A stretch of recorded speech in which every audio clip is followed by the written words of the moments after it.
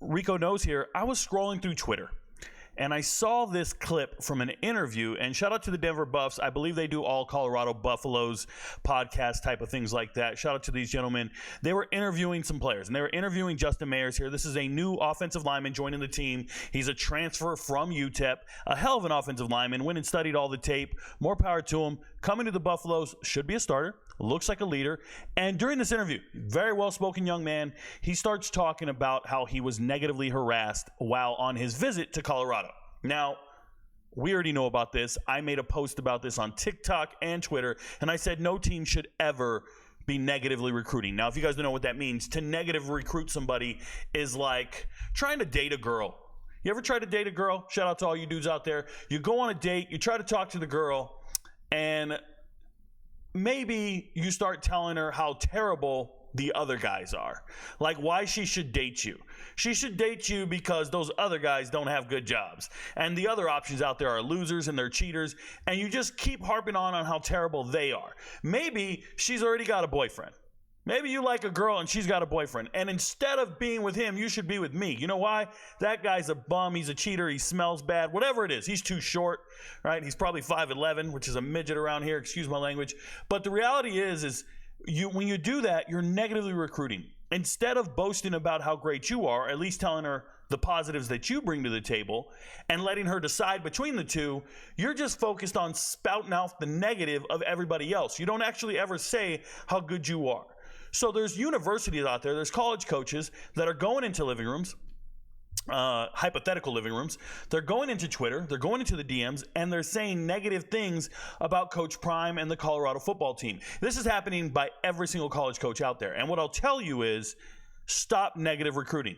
Stop telling them how terrible their team is. Stop telling the player or the kid, you don't want to go there. That coaching staff isn't stable. They're going to get fired next year. They won't give you any playing time. Have you seen that depth chart? Oh my God, they get nobody to the NFL. You could come up with 100 reasons why the kid shouldn't go to that school. But what I want to ask you as coach is, why should I go to your school? Talk about your school and how positive your school is. That's the only thing I need coming out of your mouth, is staying positive about your university. Tell me all the pros. Right? I don't want to hear the cons about other schools. Tell me all the pros about your school. And then let everybody else tell me the pros about their schools, and I will decide what school I want to go to. So, shout out to this kid, Justin Mayers here. He's letting you know he was getting blasted with messages.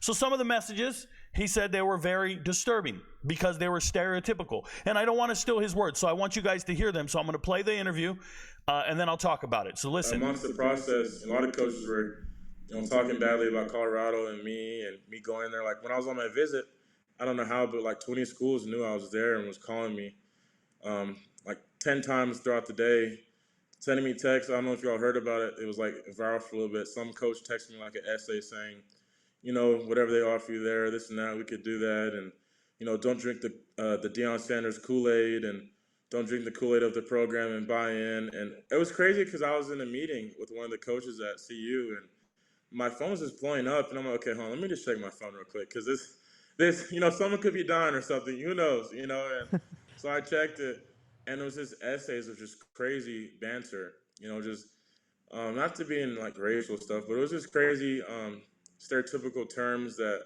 was pretty alarming, Kool-Aid, being a rapper, or just that gang over there, just all types of negative connotations that just sheds a bad light on the college football world.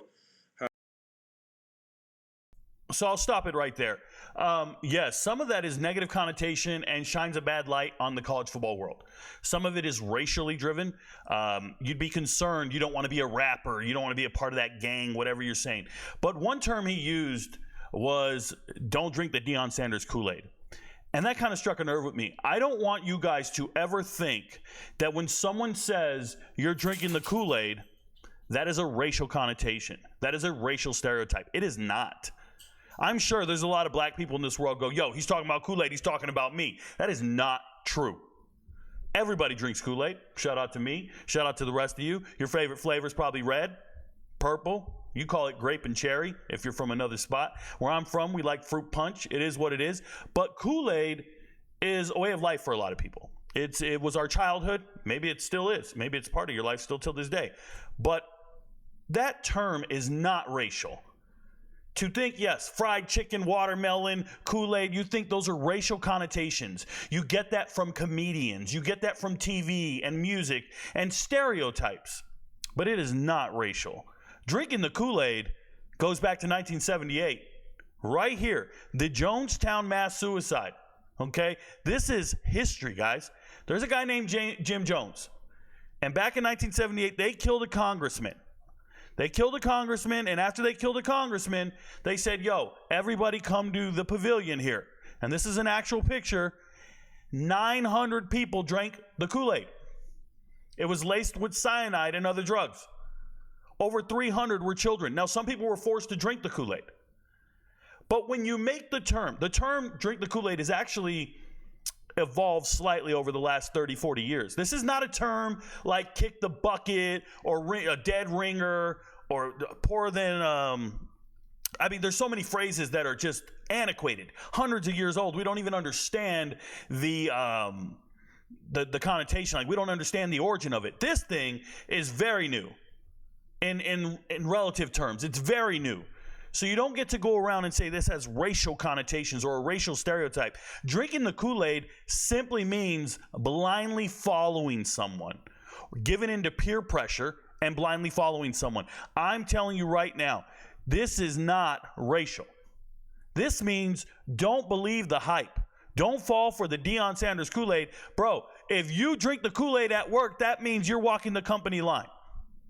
That means you bought in blindly. And it could result in your death, your failure, whatever it is. It's used every single day in politics. You drank the Kool-Aid and believed everything they were saying. It's about a blind association or loyalty to somebody. And you keep saying blind, but it's just a loyal following without regard for the concept, without regard for the outcome or the desired end state. You're just like, yo, I'm here, I'm down. You know another term? Drink the Kool-Aid? Ride or die. Ride or die. That's another term, right? My day ones. It's all the same thing, except drink the Kool-Aid has a negative connotation. And it didn't always have the negative connotation. At one point in the 90s, it actually meant you were supporting something. You drank all the Kool-Aid. You believed in this wholeheartedly. I promise you, you can go study the origin of the phrase as much as you want. But I actually wrote about it on Twitter, and I broke it down for everybody. And I want people to understand, for me, I'm trying to educate people. And what I wrote in here is, I told you about the flavor aid and whatever, but more importantly, we can go here. The 1980s, the term was used as a verb. Ronald Reagan has Jonestown economics, okay, and he'll Kool-Aid the poor. That meant to kill someone. That wasn't racial. It just meant he will Kool-Aid the poor. He'll get the poor to buy into his economics, to his ideas and ideologies. It's the same thing that Coach Prime is capable of doing, getting these young men to buy into his leadership and his way of doing things. And there's coaching staffs out there saying, don't drink the Deion Sanders Kool-Aid. Don't buy into the hype. Well, more power to them, but it's not racial. It's a term used, and all it means is you're buying into something. In the 90s, the phrase gained positive popularity, defined as buying into an argument wholeheartedly, to become a firm believer in something. In the 2000s, that's when it got its negative connotation back. Pass me some of that Kool-Aid. Whatever you're drinking, pass me some. Hey, you guys hear this term all the time? Hey, I want some of whatever he's smoking. What does that mean? You're out of your mind, you're wrong, you're crazy. Whatever you're drinking, I want to drink some of that too, because it's going to make a believer out of me. Never once has it been racial.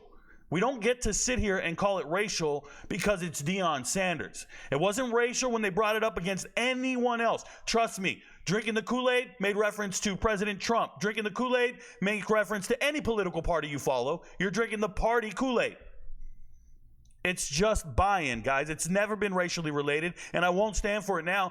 I actually want people to be educated on the topic. That's why I'm making this video. I just don't want people to go around blindly yelling out stuff, pointing the finger. It's so simple for this generation of people to go, that's racist, that's racist. No, it's not. It's actually disingenuous to things that are racist, to things that are problematic. Okay, telling somebody don't buy into that, don't drink that Kool-Aid, that is, everybody, you might be simple-minded and be like, yo, he said Kool-Aid, that's black. That is not true. Please learn the origin of these phrases. Please learn how they're applied. Because unfortunately, whatever coach said to him, don't drink the Deion Sanders Kool-Aid, probably isn't racist. And there was no racial connotation there outside of don't buy into that program and what he's doing over there. Buy into what we're doing. But that goes back to what I said at the beginning of this video. Coaches, adults, people, stop stressing what someone else is doing. Stop stressing their Kool-Aid. Tell them to buy into your Kool-Aid. Tell them to buy into your ideology, your way of doing things. Tell them to buy into your program. Stop stressing what they're about to buy into. Don't date him. No, he's a cheater. Don't date him. No, stop that shit. Just say, yo, you need to be with me. I'm loyal. You need to be with me. I'm going to be there till the end. That's all you need to say. You're not going to win her over by stressing how terrible that other guy is. That's all I got for you guys. Thank you guys for your time. Remember, your friends don't know, but Rico knows. Stay up, y'all.